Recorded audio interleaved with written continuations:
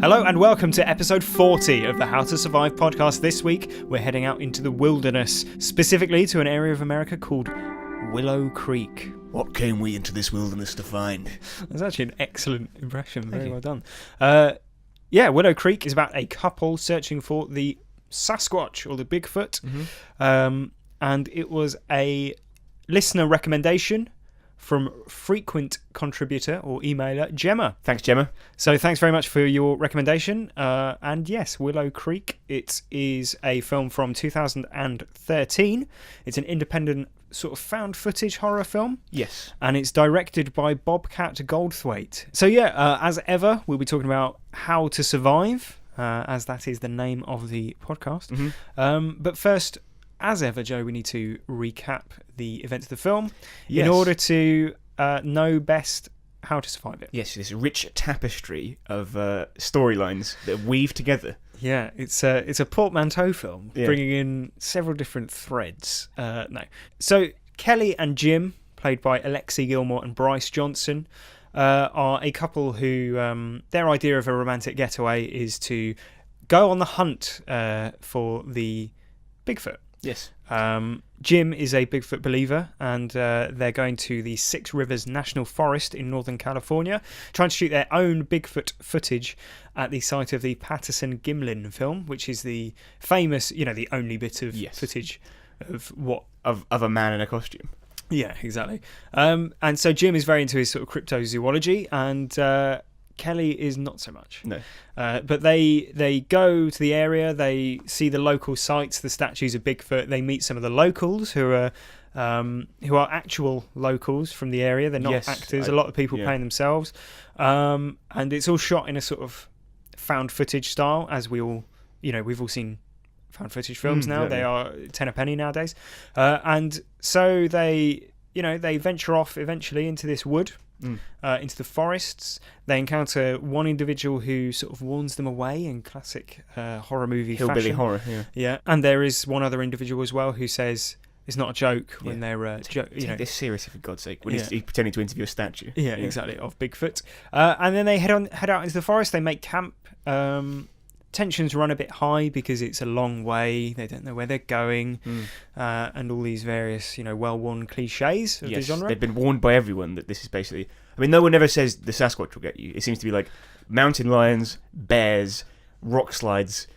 I mean, they're all perfectly valid reasons to avoid the area. Yes, in all honesty. And Kelly does seem adverse to it, but Jim soldiers on. He wants to get this documentary made. They set up camp and go for a swim, and then come back to find their camp ruined. This obviously unsettles the couple, but they rebuild the tent, and that night Jim proposes to Kelly, which was part of his big plan, but she turns him down. As part of his documentary. Yeah, exactly, but she turns him down.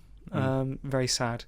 They resolve to move in together instead, and then that night they are kept up by the cries and sounds of various things or people outside their tent. And the next day they decide to get the hell out of Dodge and go home, but they get lost trying to find their way back to their car. They can't find their way back, Joe, and they go around and around in the forest, being stalked all along by the sounds and rocks being thrown by what we assume to be Bigfoot. Exactly, and eventually night falls, and they are attacked by unseen monsters. I guess it would be easiest to say, but not before they encounter a somewhat anachronistic naked woman in the middle of the wood. Yes. And the camera falls to the ground, as it does at the end of every found footage film ever. And Jim is dragged away and killed, along with the camera. Yeah, off camera though. You don't see him getting killed, but he is still holding the camera as we hear him being murdered. And then we hear Kelly screaming as well. And then 3 separate vocalizations appear, suggesting that there is more than one Sasquatch. Yes. And that's how Willow Creek ends. So, Joe, what did you think of Willow Creek? I think it was a film with a lot of promise and little payoff. Okay. And I think that it certainly has its merits. I think the tension building was excellent, but I think the ending is so confusing that it kind of lets it down. Yeah. So which part of the ending specifically do you mean? I think so I was expecting it to end in a bloodbath, right? Right. Which it kind of is building to that. Well, you're a bloodthirsty man. I know, yeah. I mean, Yeah. I've watched several murders just today. Just on YouTube. Yeah, exactly. Yeah, well, lively because YouTube, it deletes. Yeah. But the thing I was expecting was to have like similar to Backcountry, like an attack video, Yes. or an attack scene. Mm-hmm. But we didn't get that. What we got was a fat naked woman, Yeah. out of context. Mm-hmm. Like, what's that about? So that immediately was like, what's that about? Because I'm expecting a Sasquatch to show up, Yeah. and then there's no Sasquatch. Yeah. You never see the Sasquatch in this film. You see a fat woman. You hear. So what is your position on the Sasquatch? Does it exist? Because this is clearly like an ultra low budget film. Yes. Yeah. There's no part of the film that you think, I wonder how they could. Bobcat Goldthwait didn't have the backing of the big studios for this. Bobcat Goldthwait is an interesting one because he's actually. I don't know if you've seen any of his other films, but they're really good. Okay. So World's Greatest Dad in particular. I have seen that. Yeah. Yeah. So that was Bobcat Goldthwait with that, Robin yeah. Williams. If Yeah. anyone hasn't seen the Bobcat Goldthwait film World's Greatest Dad, it stars Robin Williams. It's very dark. Yes. If you like your humour on the very dark side. Yes, yeah. It's an interesting sort of moral conundrum, isn't it? Yeah, but it is also very funny. But yeah, he also did that film God Bless America, which was about a man snapping and going around and massacring all the members of society that he is annoyed by, basically. Right. So he's done some interesting films, like a wide range of films as well, clearly, because this is a departure from the rest of the stuff that he's done. But this isn't a badly made film. I think, in fact, it's very well made. Yeah.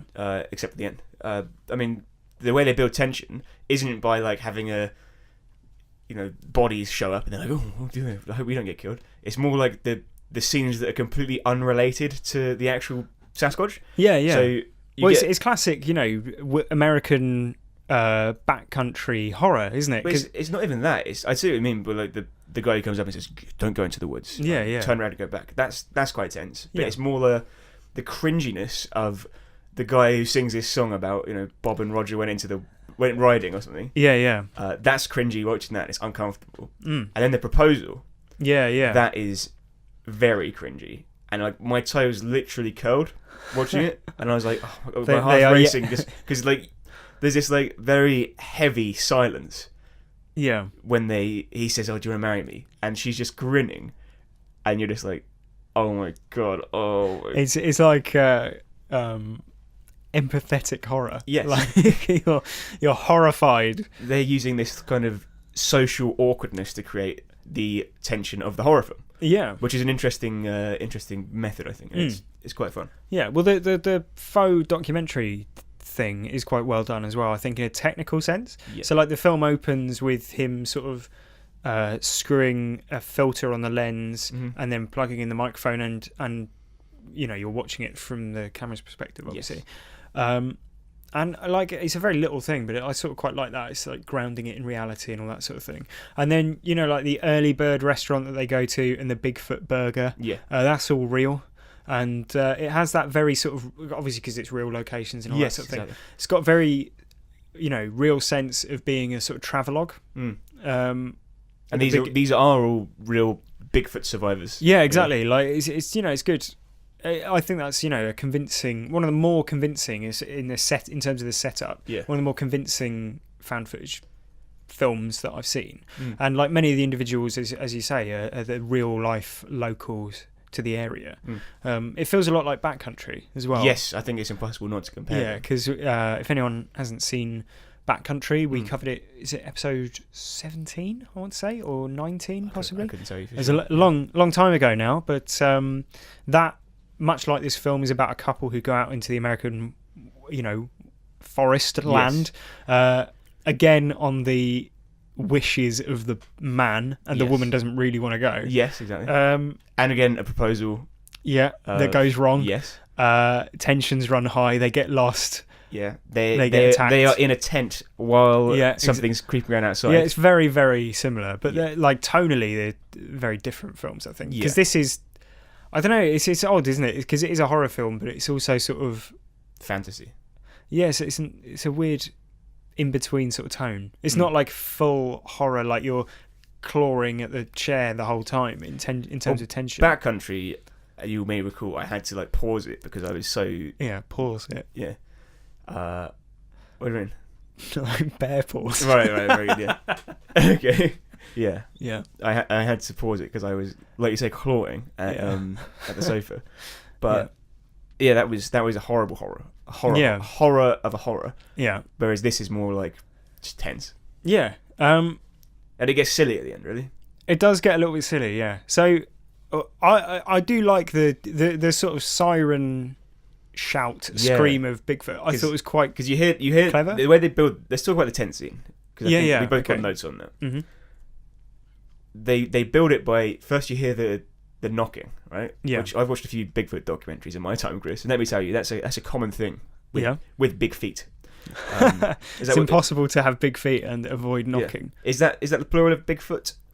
Big feet. Is it Bigfoots? Bigfoot. Big feet. Sasquatches. But yeah, the scream is quite effective, I thought. Yes. But it builds to that. First you get the knocks, then you get the stones being thrown, and you hear what he calls vocalizations, which could be a dog barking or a wolf howling. Yeah. And then it becomes this. There's one that just draws out for about 20 seconds. Yeah. And you're like, okay, that's a game changer. Yeah, there's only one thing that can make that noise. Yeah, the tent scene is very well done, I think, and it's probably the best bit of the film. But it's like a 20-minute scene in like an 80-minute... 21 minutes long, yeah. In an 80-minute film. So they it's the central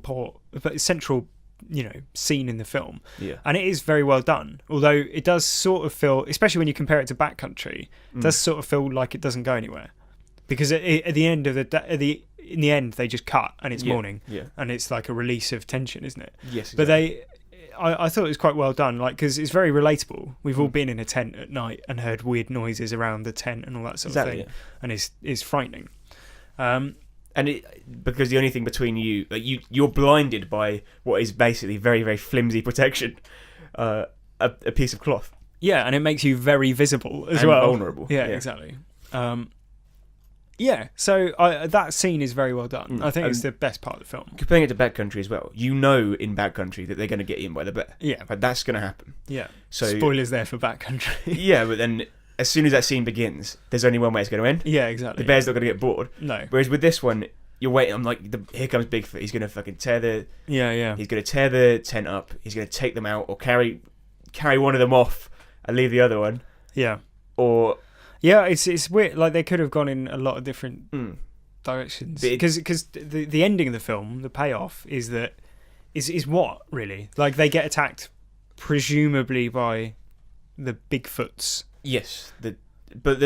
I think I had to look it up, because I'm not smart enough to deduce what actually happened. And it's speculation. It's the point of, like, all you can do is speculate on what really happened. Yeah. And... Like life's great mysteries. Yeah. The woman in question, who I've referred to at this point as the fat naked woman, which I don't think is unfair. Yeah, well, you can be misogynist if you like. It's your podcast. I don't think that's misogynist. Well, she is a woman, and she is. I'm not saying. I'm not having anything against her character. These are if I was in a police lineup sort of situation, right, I'd be looking for a fat naked woman. Okay.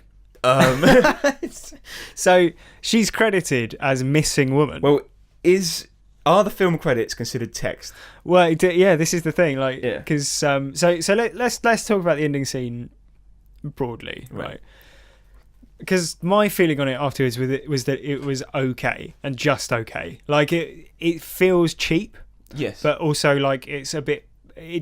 But also like it avoids pandering to the definitely showing Bigfoot, and then that being in a way I'd prefer that. I watched this film to see Bigfoot. Yeah, but then like I think the problem with the film once it finished was that it just all felt a bit pointless. Like if you compare it to Backcountry, as we said, or like the Blair Witch Project, which is obviously the touchstone for any found footage film. Yes. Like Blair Witch Project was doing something completely new and unique when it came out. And so like the ambiguity of the narrative and the ending wasn't as unsatisfying as we hadn't seen it before, because the whole idea was we found this footage. Yes. What could it mean? Like it ends ambiguously, but isn't that chilling? Because who knows what happened to them? But obviously, like it's such a well worn out cliche now with found footage films specifically. Well, it is the same as the Blair Witch Project, because they exactly. as I recall, they went into the woods to film about the Blair Witch. And then they got killed by what you assume was the Blair Witch. So, but I think in that one it's more subtly done, and you don't know whether or not potentially the one of the group has gone mad. And there's that great scene right at the end. They go into that building, and one of the other group is stood like in the corner of the room, facing the walls and stuff. Like it's all very, very creepy and it's memorable. Whereas this isn't. Yeah, and well, it is in a sense of it's like I'm not going to forget how the movie ended. No, of course, yeah. But like, and Backcountry, the latter half of the film is about surviving and escaping the bear. And so that, if Backcountry ended when they get attacked in the tent, then you'd be dissatisfied. I don't know, but that scene is so memorable and compelling. Yeah. That it is possible that you hold up other films like that. We are really holding up Willow Creek to Backcountry. Yeah, I guess so, yeah. And saying, is it as good? Yeah. The answer, I'm afraid, is no. Well, in Willow Creek, it feels like they've like tried to combine those two sort of forms of ending. Yes. And like the two styles, really. But because we've seen found footage films before, the style isn't as fresh. In terms of, because Backcountry, if you haven't seen it, isn't a found footage film. No. It's, just a standard film. Yes. But plot-wise, this has a lot in common with Backcountry, although I think Backcountry came out after it. But so the format of the film, the found footage style, doesn't feel fresh. And because we don't see the monster, there's no answer to the question of whether or not Bigfoot exists definitively. Right. And there's no satisfaction from that either. But maybe that's kind of the point. I don't know. I think it leans so heavily on like tropes of found footage and basically exactly what the Blair Witch Project is. Yeah. That it's not particularly satisfying. Derivative. Yeah, exactly. Yeah. Like an ambiguous ending is sometimes really good. Found footage can be good. Unseen monsters can be good. But the combination of all three is difficult, I think. Yeah. And the Blair Witch Project did it first and did it really well. And so that this feels sort of like a flagrant copy of it, but about Bigfoot. Yeah. The other movie that it reminded me of, I'm sure you'll agree, is Grizzly Man. Right. Because it's the naivety of the characters going in, and he's just like, I just really love Bigfoot. I can't wait to see Bigfoot. All I wanted my whole life was to meet Bigfoot. And then that when he meets Bigfoot, it's going to end in tears. In the same way as the guy in the Grizzly Man. Yeah, exactly. The Grizzly Man. Yeah.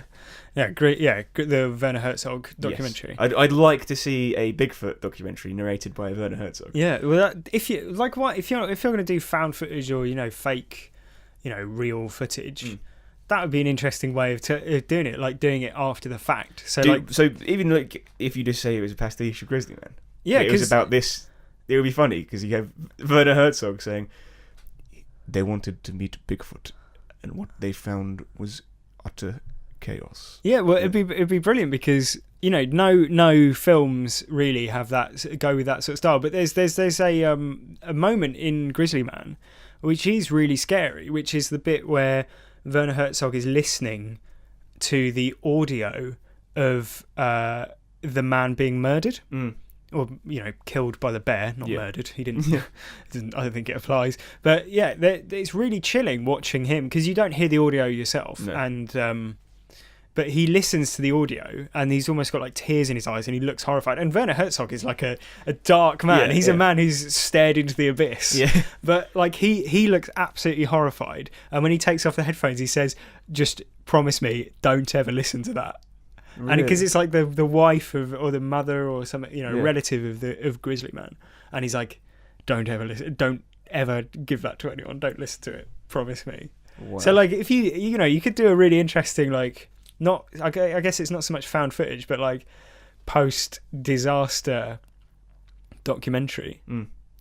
Like imagine if this was like a documentary about this guy going out into the woods to meet Bigfoot. Yeah. But even though there's footage of Bigfoot, it's so horrifying that they refuse to show anyone. That would be a good payoff. Yeah, exactly. Yeah, I think we've just invented a new film. Yeah. Or like you just hear the audio or something. Yeah. Like that would be really cool. Yeah. But it's, I don't know, it's just, like living in the camera in this sort of film it's a bit of a tired trope now, yes, I think so. But and the missing woman thing. Yeah. So like as we said, the sudden appearance of a random naked woman in the woods. Yeah. She's credited as missing woman, which makes you think it's probably the woman who is advertised as missing in the cafe. Yes. They're making jokes about it, saying, "Oh, look at her. It's a funny picture to have if you go missing." Yeah, exactly. It must. Let's hope that is the intention anyway. Yeah. But like it's all well and good. Like here's a missing woman. Right, but they don't, she's not recognised within the film. No. And so the only way for you to draw that conclusion is the fact that she's credited as missing woman. I know, it in a sense it would make more sense to have, because in the photo she wasn't immensely fat. Yeah, it didn't. It's like, here's a second person who's new to the film. Yeah, exactly, yeah. If they'd made the picture of a red-headed woman, for instance, yeah, and then at the end the person's got red hair, you go, okay, I can see the connection. Yeah, exactly. Some significant thing about this person. Like, yeah. An identifying feature. Yeah, but they don't have that. And, like, I'm not a screenwriter, but making your audience look at an IMDb entry to understand your ending, or to just not even to understand it, just to get like some more information about it. Yes. That is not a substitute for actually writing an ending for your film. No. And I believe I texted you after I saw it and I was like, what the fuck was that about? and you said something like, it's so ambiguous as to be like any interpretation would just be guessing. Yeah, exactly. Yeah. Like you can't, like, because what I mean by that is that you can draw some conclusions from the fact that she's missing, the fact that she's presumably in the same area as the big Sasquatch is, the Bigfoot. But there's nothing in the film to go on in terms of like what that means. Like, no. Has she been kidnapped? And like, because presumably, like, this is a horrible thought, but presumably there would be a reason for them specifically to keep a woman around. Yes, that's I think the implication. Yeah, like that she's their birthing, mother, their alien queen. Right. Here's two ways to improve it. One, make the woman who went missing like 7 foot tall, like unusually large, so that it would make genetic sense for Bigfoot to want to breed with her, and then make the woman in the film the same, so that you're thinking, so she's played by the Mountain from Game of Thrones. Exactly. Wig. Yes, exactly that. Well, like even not even that, but like you could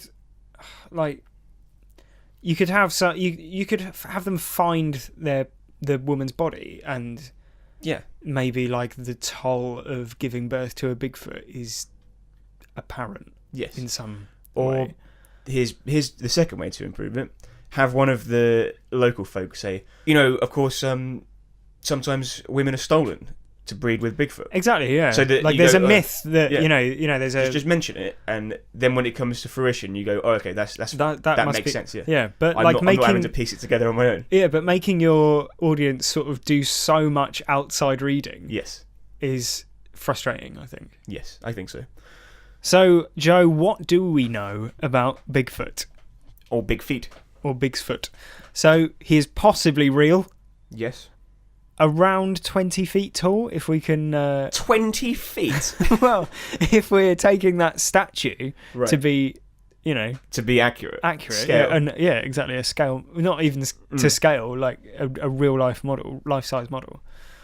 But he's, possibly benevolent, according to evidence. There's the original tape that in which he seems very passive. Yes, he just walks past. Yeah, and there's the car crash woman's anecdote where she says that she may have been rescued by Bigfoot from a car accident. And there's various murals of him helping to build houses. Exactly, he's also possibly animalistic and violent. Yeah. Potentially killed Bella, who is the park ranger's dog. Yeah. In a violent manner. And he may or he or they, we presume there's more than one, they may capture women. Do they regularly kidnap women? We can't say. Is that their breeding mother? Is the same fate going to befall Kelly? Well, all this and more is what we know. I did some research external to the film about Sasquatch and Bigfoot. Can I share that with you? Please do. Okay, so Bigfoot is thought to be able to run up to 40 miles per hour. Okay. They sleep in temporary shelters, which once discovered are abandoned. Okay. Which is convenient for them because it means they go completely undetected. Of course. So is this? Can we? Is that an intelligent thing? Although animals do that as well, don't they? Yeah, I suppose if you it's been disturb spoiled, a bird's nest exactly, or whatever, or if you touch its young, it'll kill them or something. Okay. They use their strength to scare off intruders by throwing rocks and things like that. And I think in the film they mention that quite frequently. Sure. When they're in a tent and logs are being bashed together and all that sort of thing. And this is from BFRO.net, okay. Which is, I don't know what it is, Bigfoot Resource Online, probably. Right. Since they are a nocturnal species, they seem to rely on vocalizations more than diurnal primates. Okay. They're capable of a complex collection of sounds, starting with whistling, produced in the throat, through moans, howls, hoots, grunts, extremely deep growls, roars, like a lion from the bottom of a 50-gallon drum, in quotation marks. Okay. And chilling screams, rising from a low roar over several seconds. More rarely, they produce melodic and imitative sounds, or complex vocalizations that give the impression of a primitive language, even of women talking, without the words ever being intelligible, which is what we see in the film. They even say it sounds like a woman, and those sounds seem to be more or less all present throughout the film, which is fair enough. Okay. That's all good information. Yes. Would you like to hear about some sightings of Bigfoot? I would love to. Okay. So these are, according to BigfootFinder.com, some interesting documentations. Okay. And the quality of these tales, these accounts, may be questionable. Okay. But that may be why, it's so inconsistent. But here we go. Bigfoot has been reported and documented for hundreds of years. Okay. Which we know. Mating season is March through April. Right. Grady Grange witnessed firsthand a couple of Bigfoot mating in the middle of March, doggy style. Now, okay, I don't know how we know that. How do they know? How do we know that they were mating? Exactly. It could be homosexual. Heimlich maneuver. Yeah. All that. Yeah. Brown isn't the only documented fur colour. There have been reports of black, grey, white, and even a greenish blue. Right. Bigfoot can run up to 30 miles per hour. So that's contradictory to the previous source. Okay. Bigfoot can jump the full length of their bodies, documented in Asia Pacific, noting that the beast leaped 8 to 10 foot river in one bound. Okay. In 1765, England was attacked by 3 giants covered in animal fur. The documentation was lost 50 years ago when it was brought to the American ear. I don't know what that means. Okay. In 1965, Bigfoot was officially put on the endangered species list in Russia. In 1967, Germany and France followed suit. Okay. I don't believe that for a second.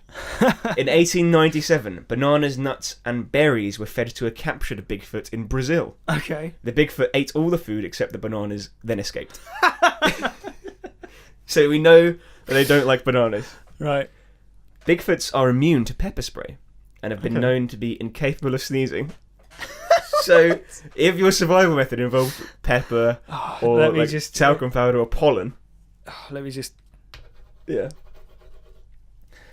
In 1985, a small boy in Oregon was born and put on display due to being completely covered in hair. Put on display? Yes, but that's not a Bigfoot sighting. That's a hairy boy. Yeah. 1919, Fred Jankett attacked and killed in Maine.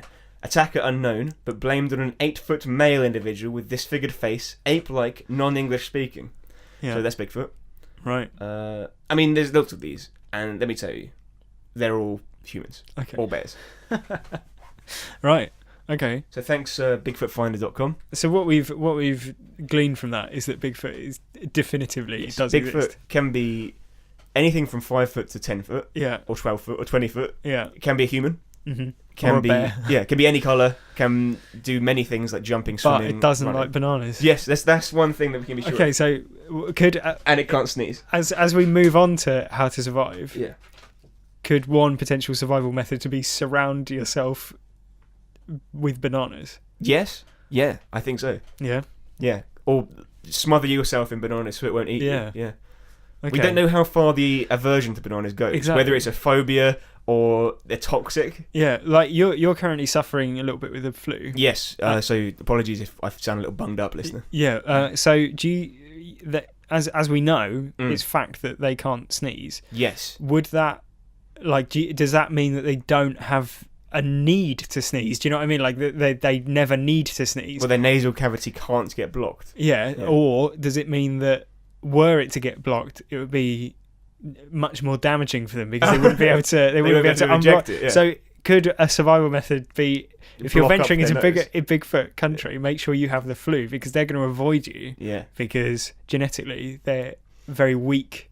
Their immune system is clearly not set up, or their bodily system isn't set up to deal with the symptoms. Yeah, or ideally, if you can somehow pack bananas into their nasal cavity. Yeah. Exactly, they won't be able to sneeze them out. Exactly.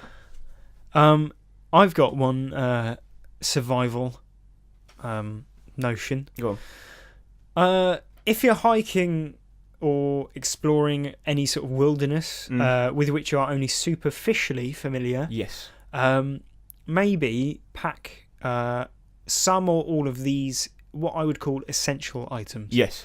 I think I know where you're going with this. Yeah. Number 1, a map. Yep. That's on my list. Yeah. Number 2, a compass. Yep.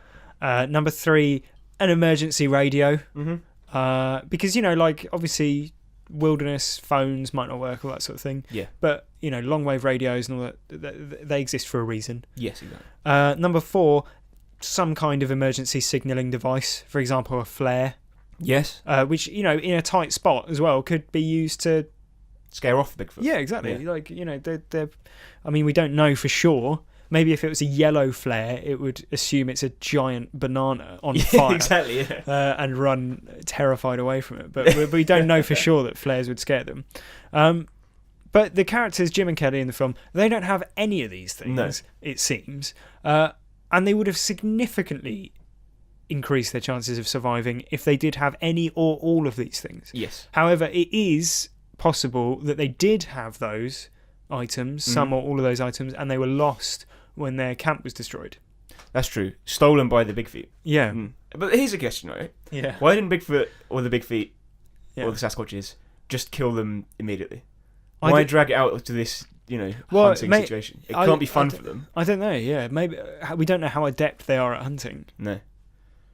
But if I'm hunting, I've never hunted, right. But if I was to go hunting, say for deer, yeah.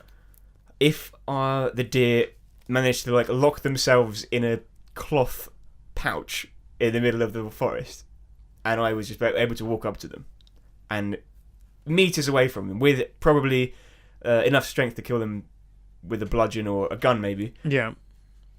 Why would I then let them out and then just follow them? It doesn't make sense. No, exactly.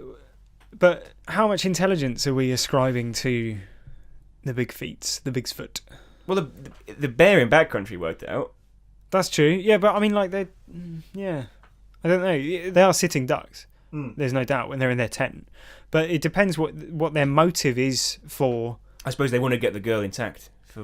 Yeah. And if they just smash a log over the tent, then there's every chance that they might, maim her. Exactly, Yeah. Which is runs counter to what we anticipate is their reason for doing it. Yes, exactly. Now, Chris, I know we're a big fan of dinner scenes in movies. Famously. Yeah, and I think the sign of a good film is a good dinner scene. Yeah, of course. This film actually does have one when they go for the Bigfoot burger. Exactly. Yeah. And you get a sense of what's going on. It takes the temperature of the movie. Yeah. Excellent dinner scene. Mm-hmm. But here's another trope that seems to be emerging in our films. Yeah. Badly timed proposals. Absolutely. Yeah. This film is a hallmark, a bastion of the badly timed proposal genre. Yeah. Follows on from You're Next, you'll recall, which is where a man proposes after he attempted to kill the woman. Yeah, or, have her murdered. Yes. And when she's had to murder his entire extended family to survive. Yes. Badly timed. This one, perhaps not as badly timed, but still worthy mention.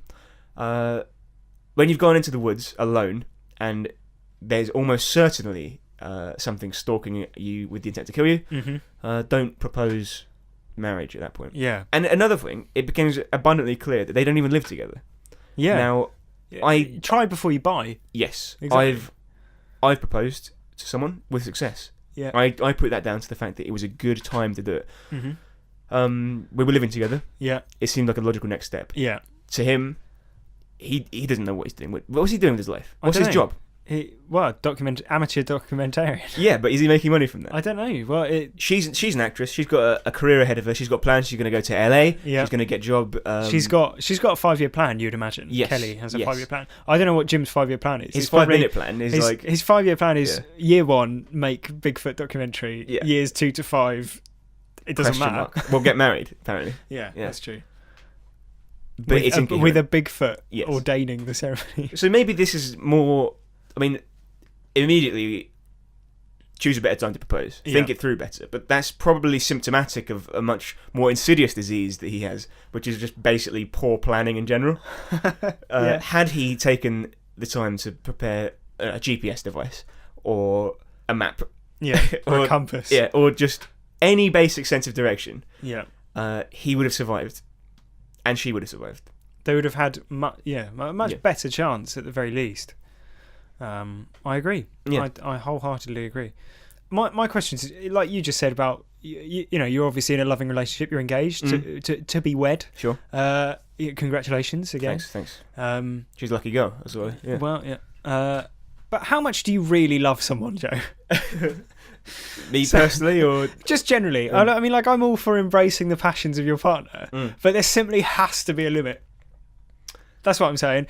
Basically, if you have a comfort zone, in terms of activities, locations you're happy going, things you like to do, which you know to be safe and free of potential danger. For example, a Sasquatch.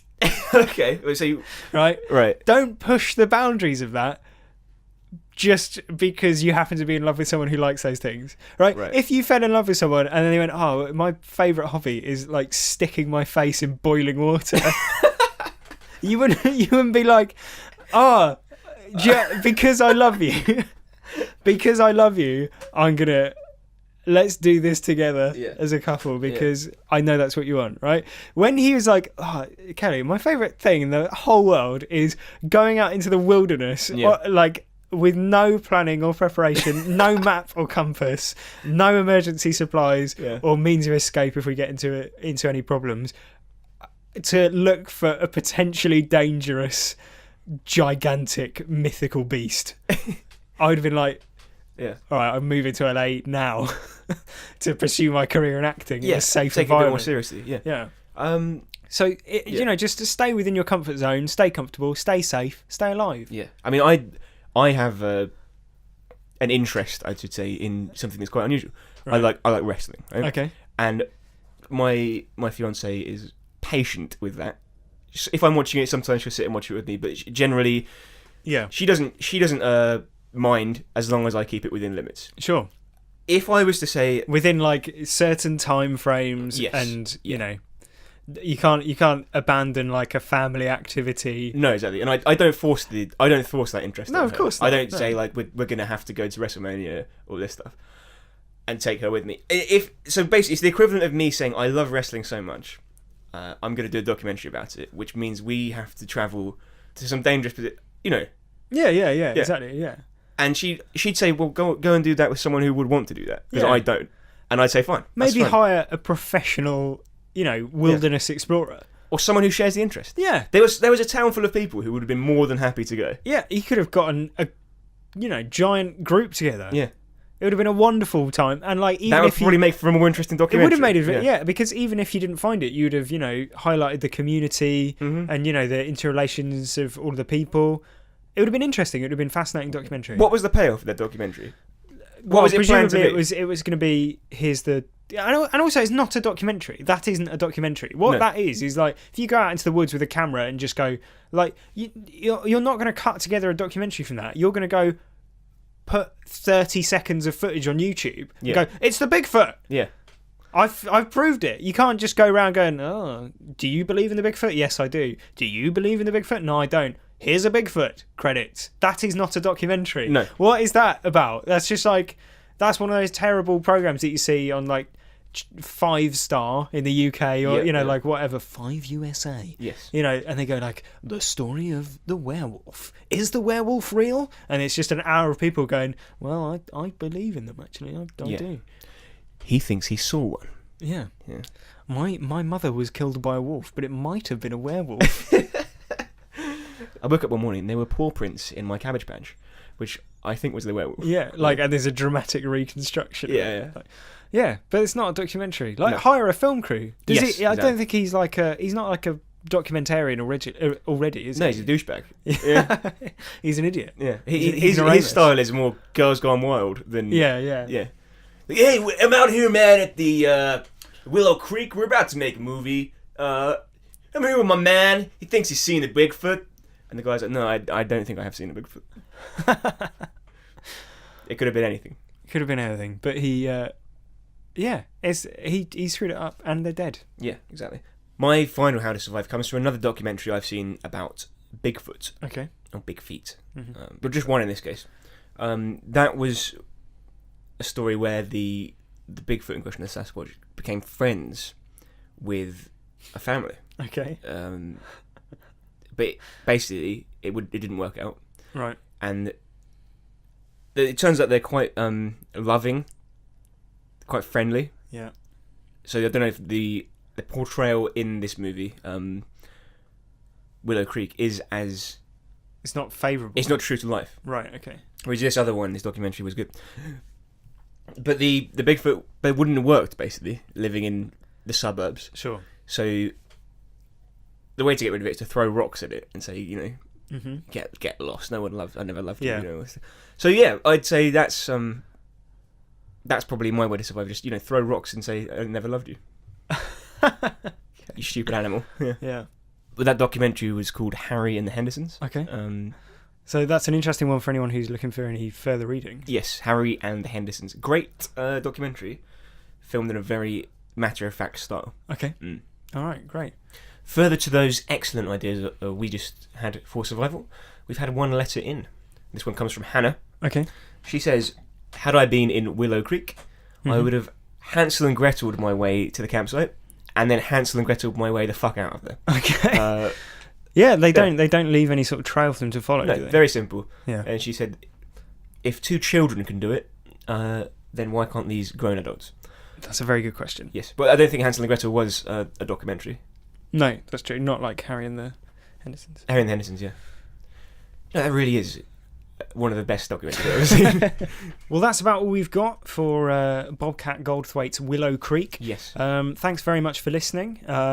If you want to get in touch, if you want to recommend any more films, as Gemma did, and as Ben did last week with Coherence, then get in touch. The email address, as ever, is howtosurviveshow@gmail.com. We're also on Twitter @howtosurvivepod, and you can get in touch and recommend a film. We'll put it on our long list of films we're intending to cover. Next week,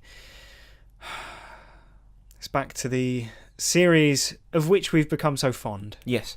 Friday the 13th, Part 5. A New Beginning. Thank God. The reboot. Yeah. It happened 1 year after the final chapter. So that it's not like the fans had been given much of it. No. It wasn't like there was 20 years of people going, bring back Friday the 13th. Yeah. So like Jurassic Park. There's some people who'd say that would be amazing if they did a new one. You know what would be amazing? If they did another Friday the 13th where Jason, wasn't in it, and the real killer was... Don't spoil it. Okay. Yeah. All right. Tune in next week to find out who the killer is. Yeah. You'll be on the edge of your seats. And if you'd like to look back on any of the films that we've covered in the past, we've just this week, finally, I've gotten around to it, updated our long neglected YouTube channel. So Yes. if you go onto YouTube and search for How to Survive, and click on channels or people or whatever you have to do on YouTube, then you should be able to find our channel. We will every podcast will be up and available there for you to browse, to listen back to, and we do have some plans to do some sort of video content in the future. There's one video up there already in the excerpts sort of section about Friday the 13th. But yeah, if you've got any videos or video content that you could suggest that you might like us to cover, then let us know through all the usual channels. Be sure to also leave us a review on whatever platform you're listening on, be it iTunes or the podcasting app, or I think we're on Google Play now, or Acast, or Pocket Casts, or Overcasts, whatever it is. 5 stars is the language of love, and we really appreciate the reviews. Thanks very much. I've been Chris. And I have been Joe. And in the meantime, before next week's episode, why don't you go and have a nice slice of pie at the Fuck Off Café?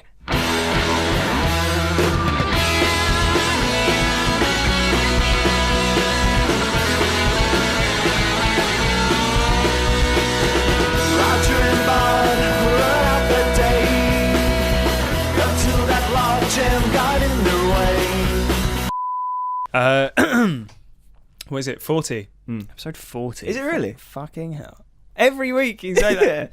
Like, you must know. It's like, I know the ballpark. Yeah, but it's like you've forgotten numbers, and then like every week it's like, oh, I can't believe that number comes after it. It's such a twist. Wait a minute. 40?